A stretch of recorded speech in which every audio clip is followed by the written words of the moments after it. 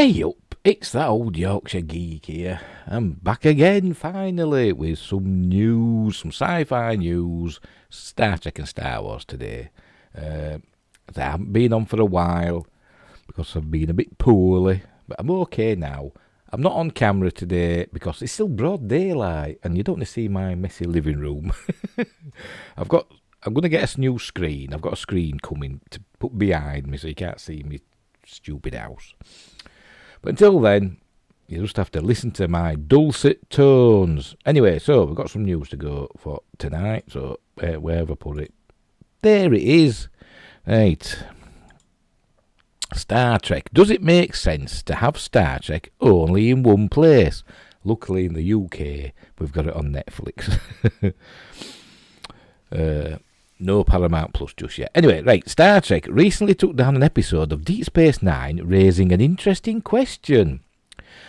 Gizmodo recently wrote about how Paramount Plus took down the Season 1 episode from Star Trek Deep Space Nine entitled Duet. In the episode, Major Kira Nerys interrogates a man she thinks is a violent war criminal from Cardassia, as the Cardassians illegally occupied Bajor illegally occupied Bajor until recently in the show's canon. This was a major moment for Kira, who finally got an opportunity to get some form of justice by putting away this butcher, in quotes. Turns out he wasn't the famed villain, but just a Cardassian who was carrying the guilt and shame of the occupation and was trying to find a way to pay for the crimes of his people. It's a brutally touching episode and one that shouldn't be missed by any Trek fan. Yet Paramount Plus took it down. Originally they said it was due to streaming rights, again in quotes, but the episode was returned to the lineup later on the same day, so clearly it wasn't due to streaming rights. It was a silly situation that Ira Steven Behr even commented on. Ira Steven Behr was a producer and showrunner on Deep Space Nine. This prompted the question that I'm asking today: is having Star Trek all in one place really what's best for the brand?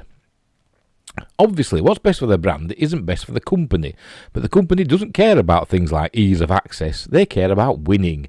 They care about money. They care about being able to beat their competition into nothing. I don't think Paramount Plus is going to do that. They care, blah, blah, blah. So Star Trek is mostly behind a paywall on one exclusive network that not a lot of people care about. That's in America. It's on Paramount Plus in America. It's on Netflix over here. Sure, there's a free channel on Pluto TV that you can watch Star Trek on. Not in the UK, there isn't. I don't think. Oh, yes, there is. There's, well, you can watch Discovery, can't you, on it in the UK. Anyway, but I've never seen any show other than The Next Generation on that channel. Don't even get that. So good luck. Look, I spelled that look wrong. Good luck trying to find something else if you're curious. And that's the issue, finding Trek. See, Trek is well known, but it isn't very popular. Well, I don't know. Not build a streaming service around it popular. Well, look what Stargate tried to do. MGM tried to build up a streaming service called Stargate Command, didn't they? Which lasted, I think it lasted a year. And I joined. I paid me £20 for my year's subscription, and it was okay for what it was, but I think they found that there wasn't enough interest, and so they shut it down after about a year.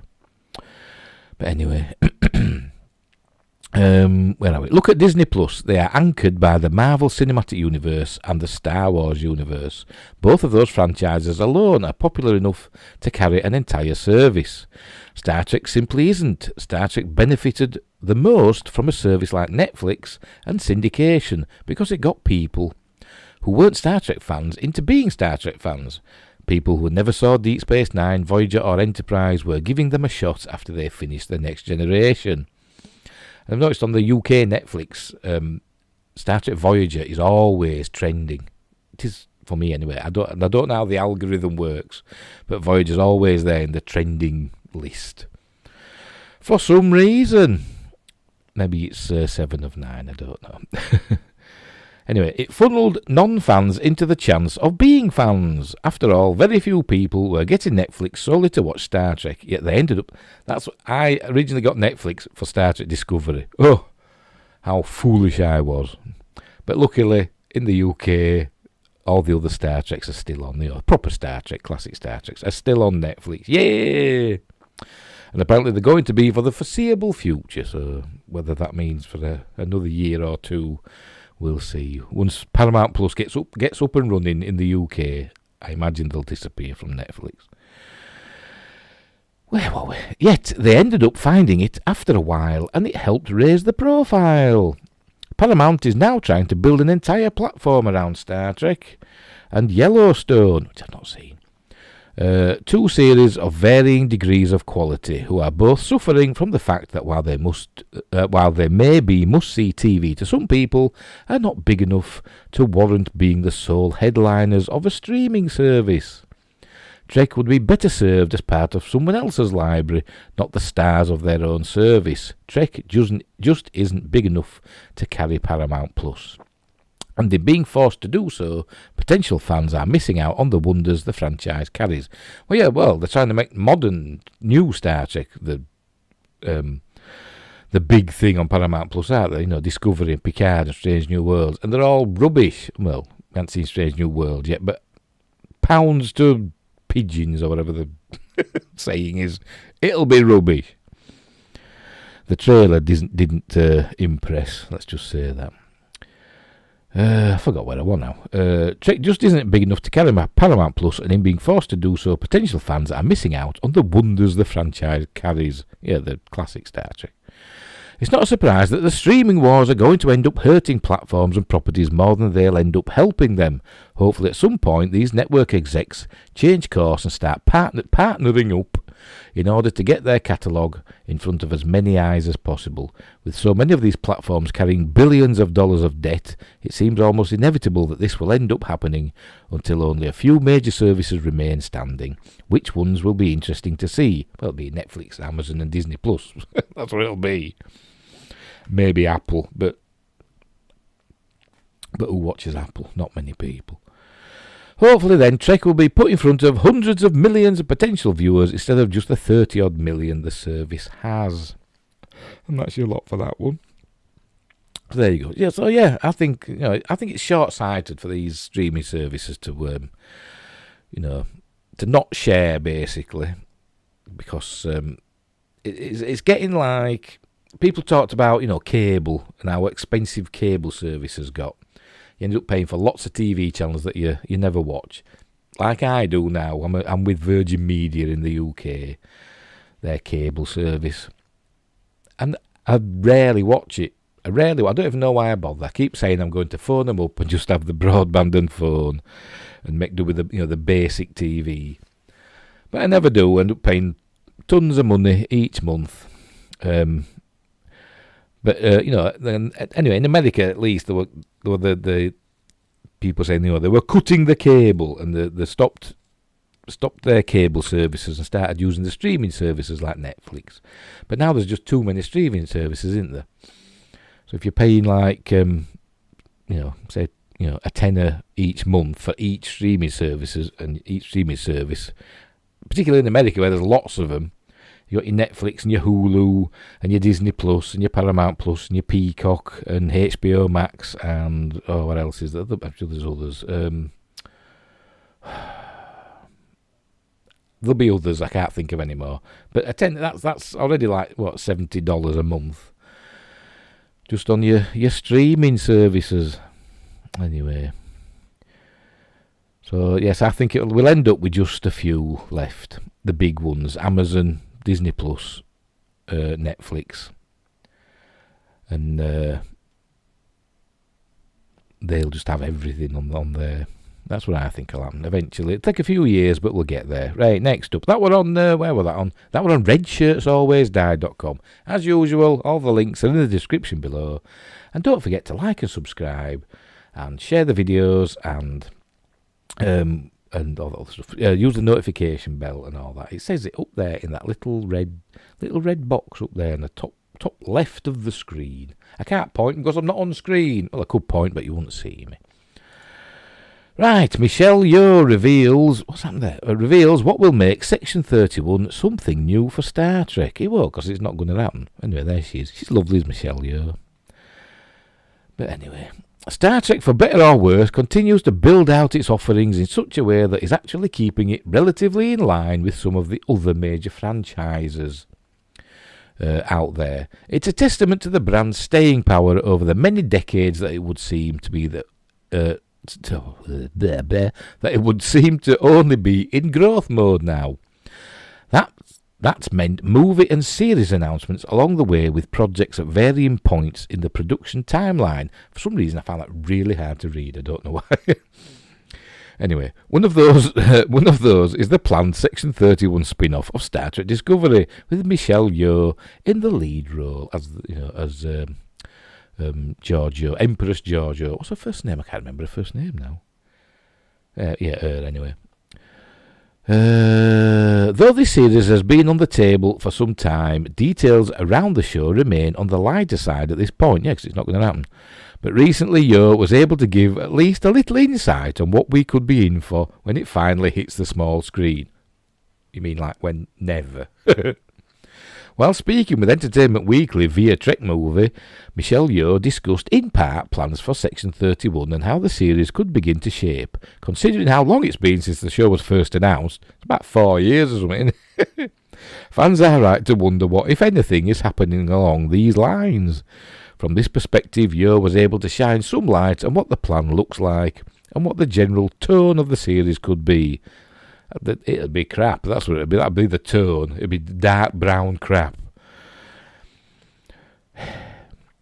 This was back in February, when Yeoh was doing some press for her critically acclaimed movie Everything Everywhere All at Once. Michelle Yeoh spoke about Section 31, saying, "Section 31 is that Star Trek universe, but different. It's like Mission Impossible meets Guardians of the Galaxy in space. It'll be pigging awful. It'd be terrible." Anyway, this is an interesting take from Michelle Yeoh on the plan for the series, especially considering what we know about some of the other shows going in the Star Trek universe of Paramount Plus offerings right now. I don't think anyone would describe recent attempts at stories and series within the franchise along these lines, meaning the discussions and pre-production plans for Section 31 are definitely taking on something of a different tone. I have no idea what that last sentence meant.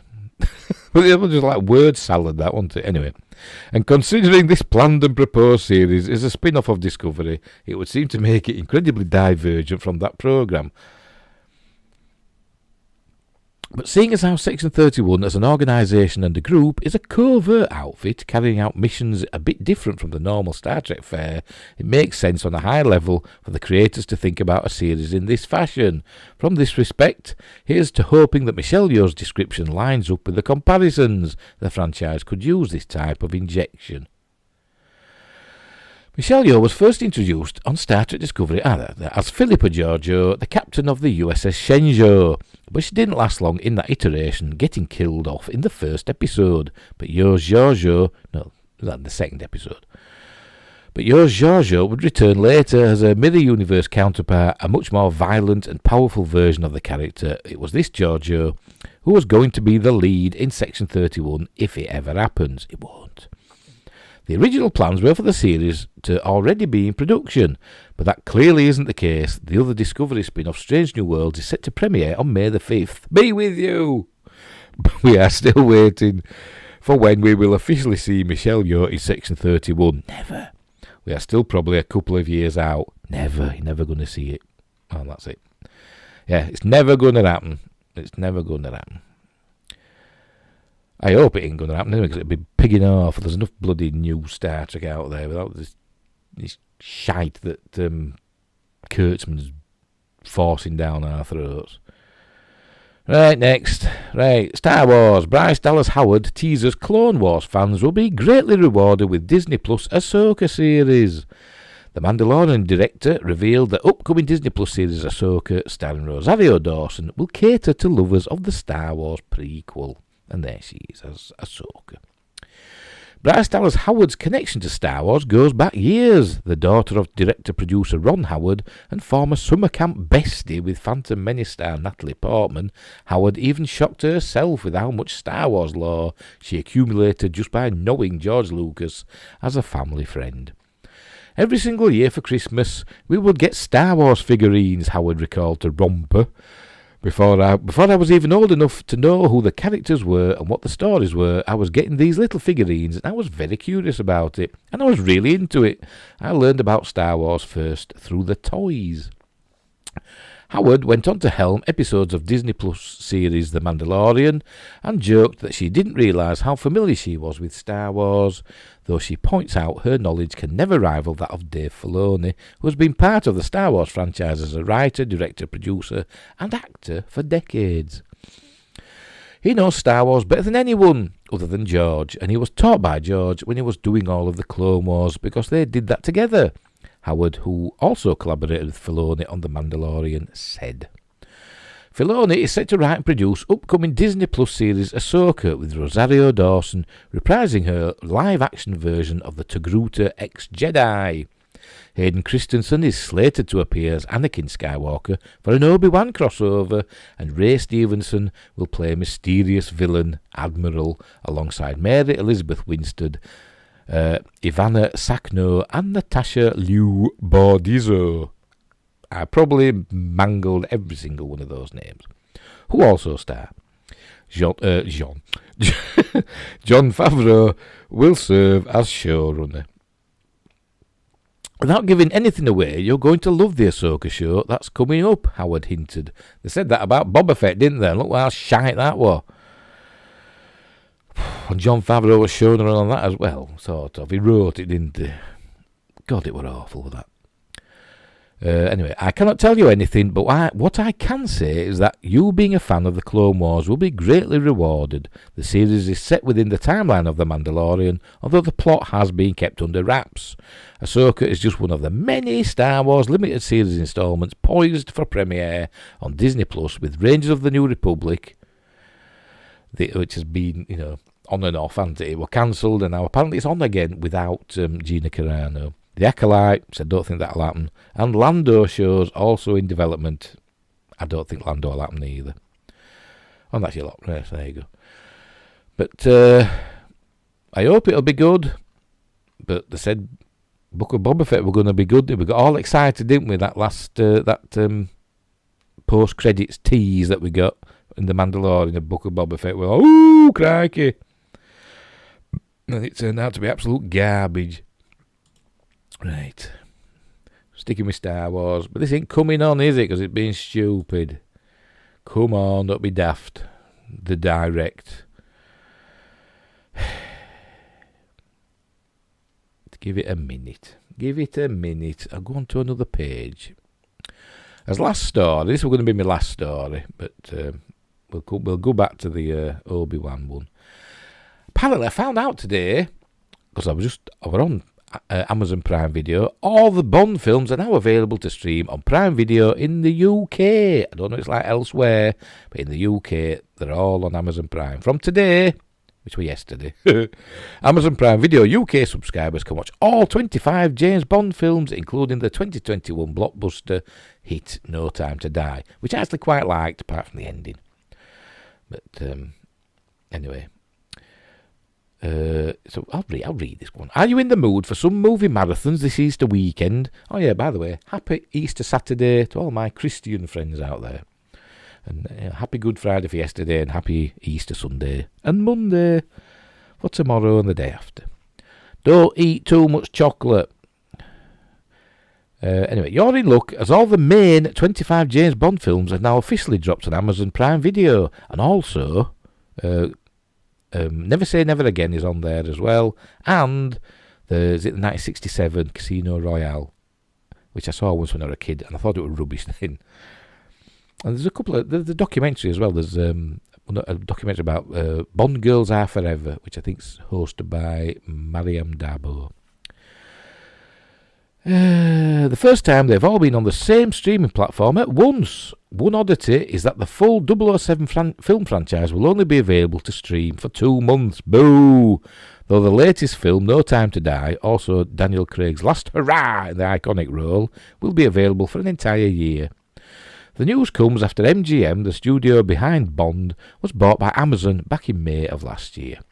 This also technically doesn't include every Bond film. But they are. Says here, neither the 1967 take on Casino Royale nor Connery's 83 outing, Never Say Never Again, are included. But they are. They're there. I saw them today. They were there on Prime. I saw them. Put them in my watch list. So you're talking out your bum. That's because they were produced by Eon Productions. They weren't produced by Eon Productions. So don't officially fall into the Bond cinematic canon, or more pertinently into Amazon's MGM purchase. But they are there. They are there. So anyway, there you go. So that's your lot for that. So if you want to watch some James Bond films over Easter for free and you're subscribed to Amazon Prime Video, get in there. Because I don't think they'll be on telly, because they don't do stuff like that these days, do they? Used to be every Easter and every Christmas there was a James Bond film on. Not now. There might be, I don't know, I haven't checked. Anyway, last up, short show. Obi-Wan Kenobi actor teasers wonderful cameos in Disney Plus show. There's one character that Star Wars fans have been begging to see return to the franchise for some time now. Obi-Wan Kenobi. I thought I was going to say Wicket. Thankfully, that day is almost here with Ewan McGregor's upcoming Disney Plus series. The story is set to take place in between Revenge of the Sith and A New Hope, and it will also fall years before the events of Star Wars Rebels. Well, yeah, a few years before. Past that, not much plot information has been confirmed. What fans do know, however, is how Hayden Christensen will be returning as Darth Vader to go up against his master once more. The very first... Where are you going? There you go. Oh, stupid mouse. The very first trailer for the show also teased the involvement of the Inquisitors. Among them was their leader, the Grand Inquisitor, played by Rupert Friend. No doubt the entire group will exchange blows with Kenobi as they fulfill their quest to extinguish the remnants of the Jedi Order. The Grand Inquisitor with his massive fat Robocop head. But whatever. Doesn't look much like the... I can't remember the race of the aliens, but they're from Utapau. From Utapau. And we saw them in Revenge of the Sith. We saw a few of them, and they all looked similar. And the Grand Inquisitor is supposed to be that race, and don't look much like him. Anyway. Whatever. 25% different. But who else could appear in the series? During a recent red carpet event, Friend was in attendance, and in response to a question by the press, the actor teased the many cameos fans should expect. Is that Rupert Friend? Yes, it is, it says there. So, was he there? I don't know. It looks like the Hitman, doesn't it? Was he in the Hitman? I don't know, I've not seen that film. Anyway, during a red carpet interview with Hey You Guys for his new Netflix series Anatomy of a Scandal, Rupert Friend was asked how excited fans should be for the upcoming series Obi-Wan Kenobi. The actor who plays the Grand Inquisitor exclaimed that for him, exclaimed like, ah!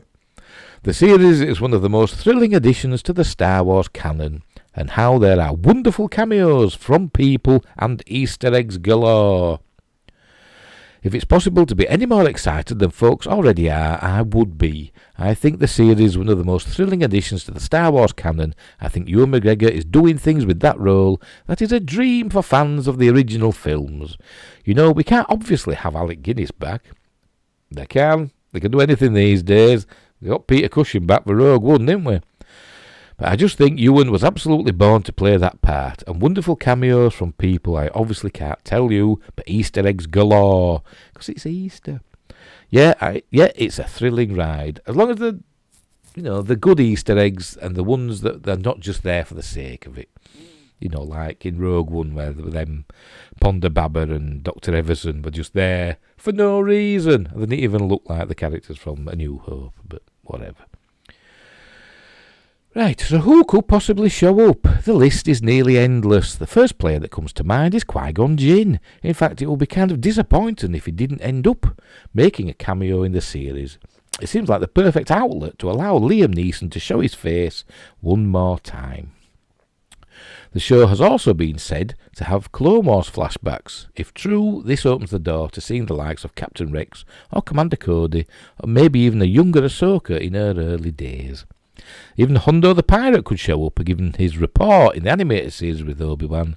The bounty hunter Cad Bane might be another good choice.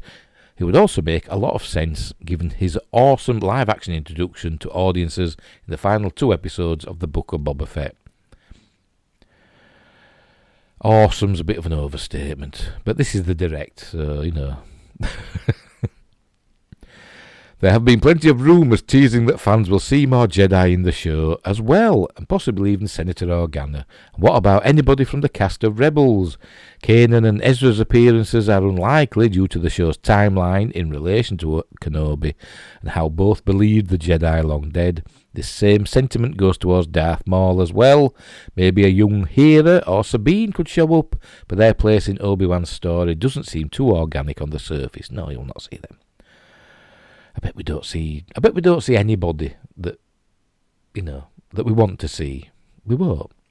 We always give these writers and producers too much credit, and we build his hopes up, but they're always dashed. They never do what we expect them to do. Anyway, maybe Lucasfilm will surprise everyone with an up-and-coming bounty hunter named Din Djarin crossing paths with the Master Jedi, even if only for a second. I bet we don't. Or maybe Samuel L. Jackson's Mace Windu has been alive all this time and has been waiting to steal McGregor's spotlight for years. Only time will tell. Obi-Wan Kenobi releases May 27th. Be with you. Exclusively on Disney+. Yeah, it was supposed to be May 25th, wasn't it? Then they've moved it. It was a Wednesday, wasn't it? They moved it to the Friday, May 27th, to coincide with Star Wars Celebration. And they're also showing 2 episodes that day. So there you go. So I don't know what cameos there'll be, but I bet it'll be people that we already know about, probably. There might be a clone in there or 2, because they looked to be in the trailer, didn't they? There seemed to be somebody in clone armour. So that's what we'll see. Right, that's it. That's your lot. There you go. Turn that off. Right. So until probably maybe tomorrow, maybe the day after. I don't know. I'm not gonna do as long shows as I did last time. Before me illness. So we'll try and get in and out as quick as we can. So wherever you are in the world, look after each other. And until next time, I'll see thee.